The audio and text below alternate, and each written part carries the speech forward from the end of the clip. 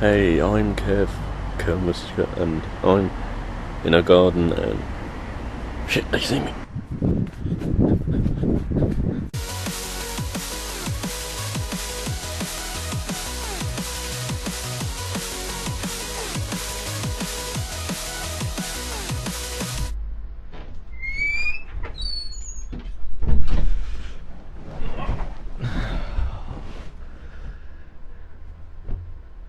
Hey, I'm Kev Kermister, and welcome to a vlog, the comeback video on this channel after a couple of weeks hiatus, kind of enforced hiatus.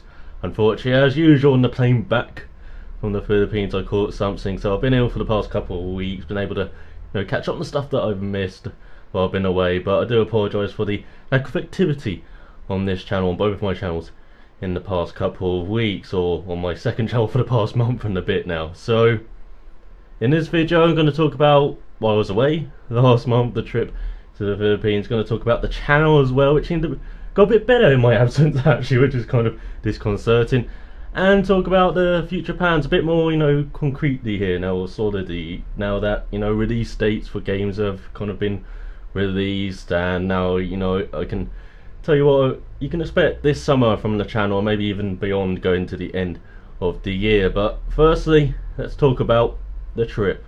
So if you didn't know, while I was away in May and while I've been kind of absent from the channel for over a month now, it's because I went to the Philippines almost exactly a month ago now for a few weeks, just to visit the family over there and just enjoy ourselves, take a bit of a break from kind of life over here in England, which is kind of good, and just have 3 weeks in the sun, just enjoying ourselves, getting our tan up, so I don't have to top it up over here during this summer. But yeah, it was a trip just to visit family really, and just see how things were going over there, and it was going quite well. It was mostly a very good trip. A couple of things happened which I can't really talk about, which kind of lessened the enjoyment in parts, but for the most part it's very enjoyable. It's always good seeing family, especially as I can't see them every day, of course, even though I can see them I think yearly for the past 3 years, but I don't see that happening next year or the year after unless something really drastic happens. So it's kind of a nice trip to go over there and just relax, just take a break from life over here. And it's always nice spending 3 weeks in the sun, of course, and enjoying yourself. Well, for me, enjoying myself, for my parents it's a bit more than that, but no, for me it's just enjoying myself. And it's always nice having a trip in company that you like, and in a country that you really like as well, and the scenery fantastic as usual, of course. And for 3 weeks I was over there.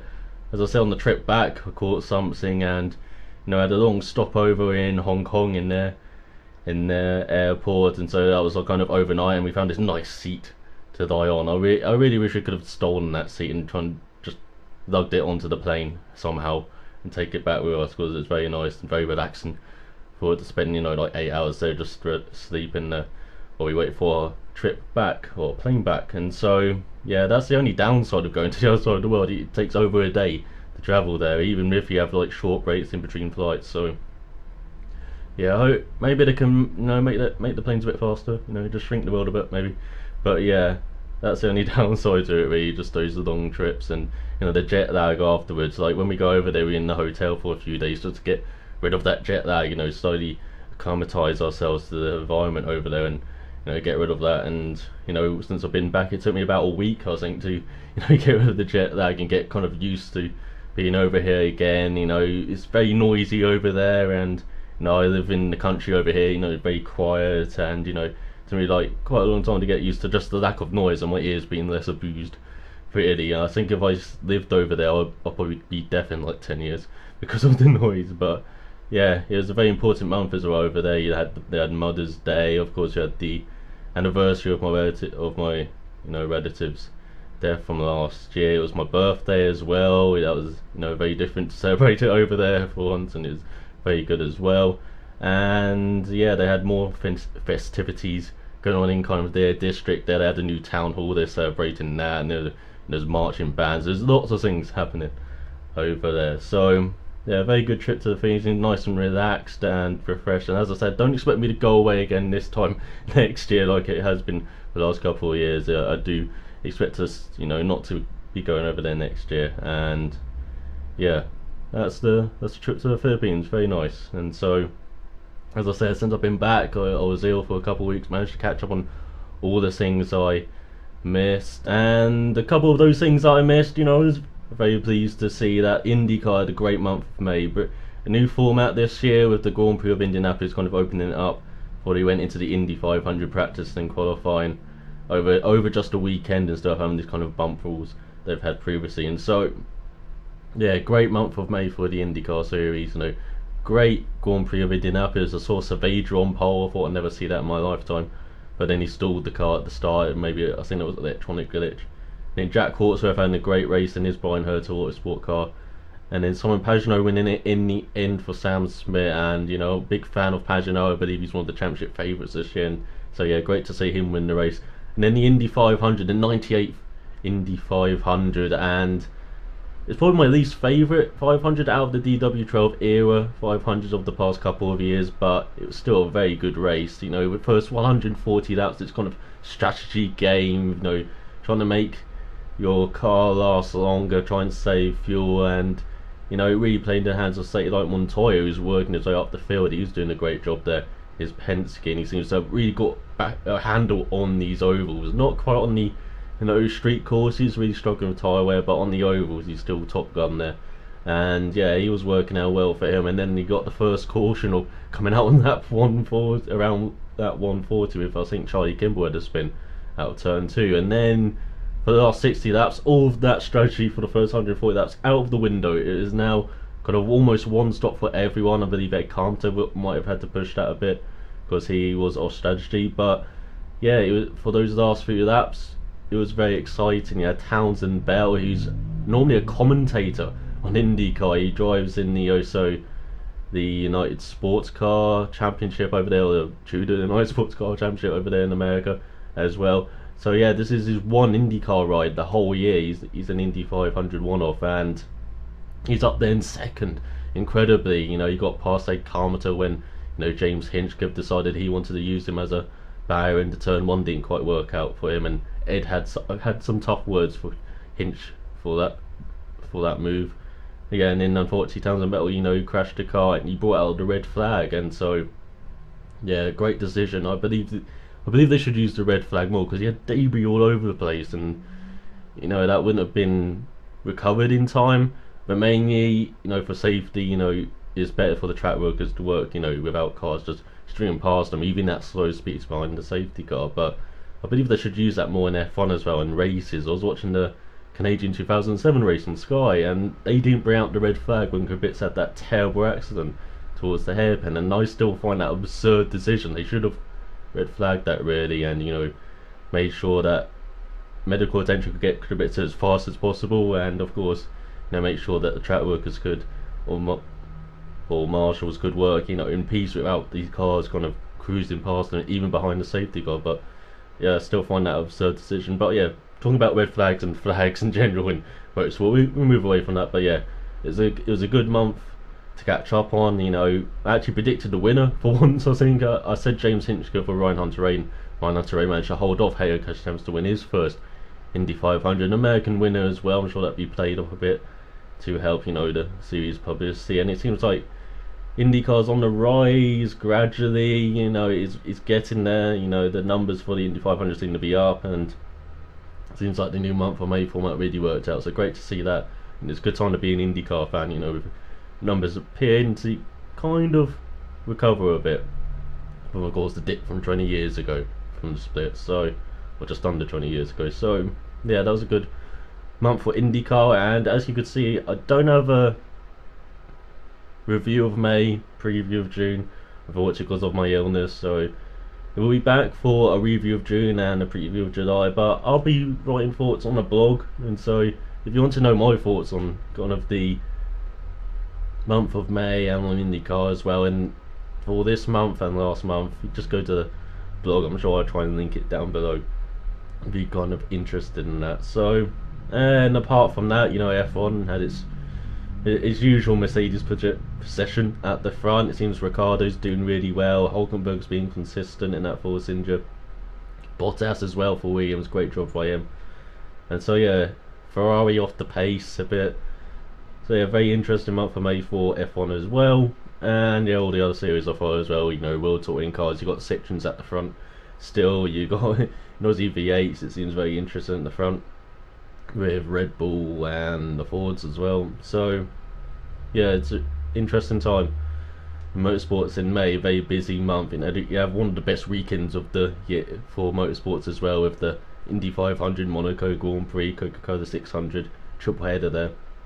And I got to talk about Kurt Busch as well. I forgot to say, brilliant job from him in the Indy 500, finishing in the top 10. Didn't quite work out in the Coca-Cola 600, unfortunately for him, but yeah, he did a great job on his double there, and I hope he does try it next year or tries it in future years. So let's actually talk about the channel in May. I kind of rambled a bit there in the middle, but yeah, in May, you know, I put out a new series, MotoGP 13 Career Mode, as a prologue to MotoGP 14 Career, which I hope to, you know, bring you when MotoGP 14 comes out in a couple of weeks. And yeah, thanks for the reception on that. It seems like, you know, there's a good response to that. Particularly the first episode, you know, that's the next to you, but I know in part that's because of the exams going on at the moment. And you know, good luck to people who are doing those exams, or hope they've gone well if you've already had them. And also because, you know, just it was the first episode of something, you know, something new on the channel, so you always get some more eyes on that. And so yeah, hopefully I'll continue that format with MotoGP 14 Career. Be a bit less stilted than I was in the first episode. I went a bit too far with it. It was a bit too slow with the presenter, and then the commentator was a bit too quiet and smooth, and you know, the rider interview, sorry, at the beginning, and you know, he was meant to be kind of nervous, played it a bit too nervous maybe. And so as you saw in the weekends, I'm trying to get that feeling of like adrenaline, so he's a bit more hyped up in the weekends when he gets interviewed now. And then the commentator show a bit more lively for the last part in Valencia, which I'm going to bring to you tomorrow. And then you've got the presenter, you know, he should be a bit more faster. You know, he's meant to be kind of nervous because it's like first program, whatever, kind of the context behind that. But yeah, I think I play it too slow, and maybe that's put people off. And so yeah, hopefully I'll be a bit smoother with the processes for MotoGP 14 Career Mode, you know, with the program there for Moto Monaco. So yeah, I'm going to try and improve that for MotoGP 14, and MotoGP 13, the conclusion to the kind of prologue series, should be out tomorrow. I should hopefully bring out the videos that I was hoping to bring out at the end of May in the next week. So yeah, that hopefully gives me some time as well to work on other videos I hope to bring you. But yeah, in May it seems like viewership was quite good, considering, you know, it is exam month, along with this month of course. And so maybe towards the end of the month, you know, views will pick up again with the release of games, as MotoGP 14, I said, hoping to do career mode on that and bring you a bit more online. I didn't really bring you online with MotoGP 13, and so yeah, hoping to amend that a bit with MotoGP 14, and you know, it should be good fun online as well. So I did have fun on MotoGP 13 online when I did play it, and could find enough people to play it on, so yeah, that was MotoGP, the games. And you also got WRC3, Road to Glory. That is finally going to end in the next couple of months. Got 10 episodes to go, you know, around 10 episodes. I've got, of course, one coming out Friday next week. Got 50 episodes in total. I've got them all recorded, just got to edit them all together. And so yeah, that should be coming to an end soon. I saw someone asked why don't I post WRC4. I don't have WRC4, I never really intended to buy it, so I'm going to bring you Richard Burns Rally afterwards. So I could get WRC4 on the cheap now and maybe bring you some videos on that as well, but mainly going to focus on Richard Burns Rally after I'm done with WRC3. You know, get back on that horse of the Richard Burns Rally, you know, the sim game. Very hard to, you know, master. I think very few people have mastered it, but you know, to do reasonable times, I should hopefully, you know, after a couple of months practice now that I've got, I should be up there, you know, touch wood. So yeah, that's the rally section of this channel there. And then you had Chelsea calling, last episode of that for the season, and probably the last episode ever. I was saying it was a nice try at doing something a bit different on this channel, a bit different as well on Motorsports channel, having this kind of football, car soccer thing, predicting games. It's good to try out. At first it was well received, and then it got a bit worse towards when I brought it back. And I don't really consider myself a very funny guy. Some things I say can be construed as funny, or things I do, but in general, not really a funny guy. And it's finding it hard to kind of be funny in those videos towards the end. So yeah, I think that's the end of Chelsea calling in this channel, but it was nice to try something different. And also Forza 4, very kind of long in the tooth now, that game. It's all about Forza 5 or Forza Horizon 2 that has been announced. So, and then there was the game Stock Car Extreme videos, and you had no base content in those videos. I think that might have been a factor of why they weren't successful. And also I was kind of rehashing and Nordschleife with the Formula Master, and also Formula Master car, just kind of a mini F1 car really. So not that fun to actually watch, unfortunately. So yeah, lots of things kind of conspired there. Maybe if I did a race with it, it would have been better, but that's something I'm gonna try and do in future GameStop coaching videos. Do more races, make them a bit longer, a bit more meaningful as well. They say of just showing off this car or this track. Try and talk about the car and track as well a bit more in those videos, explain a bit more. So yeah, that's what I'm gonna do with GameStop Extreme in the future. I'm just trying to decide which track to run in the next video and which car as well. I'm gonna try and do the V8 stock car for 2013, because I'm finally gonna show you the car that the game is named after. But yeah, there's more content coming for GameStop Car Extreme this month with their kind of F1 2014 style car, which I'm very excited to drive, and the Formula V car, Bazoom Formula V, which is kind of like the Formula Ford car over here. So no wings, lots of kind of horsepower compared to the weight, lots of sideways driving, going to be awesome fun. And a couple of tracks as well, the modern Red Bull Ring and the old one, the I think 70s version of the Österreich Ring. Wonderful track, very fast, very flown, very old school, as it would be considered now. So you never see the likes of it again on an F1 calendar, which is a great shame. But yeah, one of my favourite tracks from the past, and so really looking forward to seeing that in the game. I think the Buenos Aires tracks, I'm not sure if they're coming in this update or if they're coming in the next one, but yeah, they'll be coming soon as well. Modern version again and an older version as well. So that's GameStop Extreme, one of the probably the best value sim out of the box, I believe, out there. So yeah, that's GameStop Car Extreme. Expect more of that on the channel as well.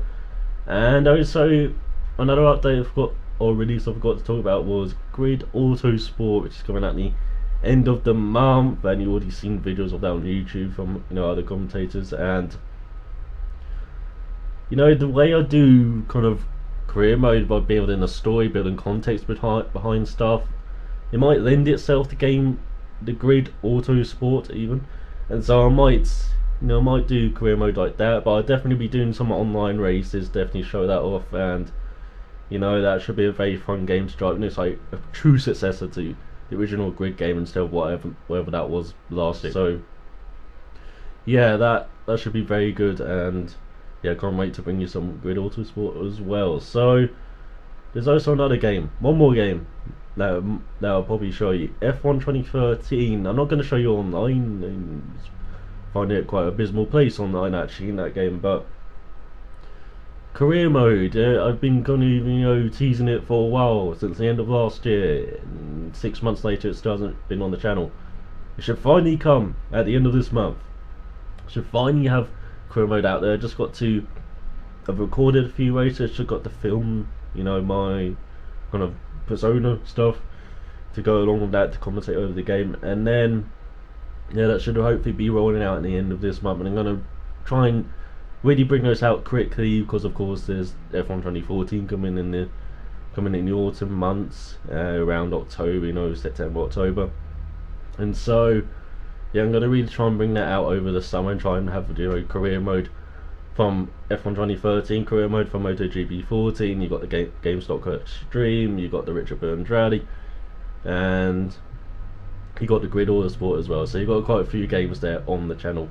And of course there's Power Oversteer, a Real Motorsport show, and of course I have the IndyCar series previews and reviews monthly.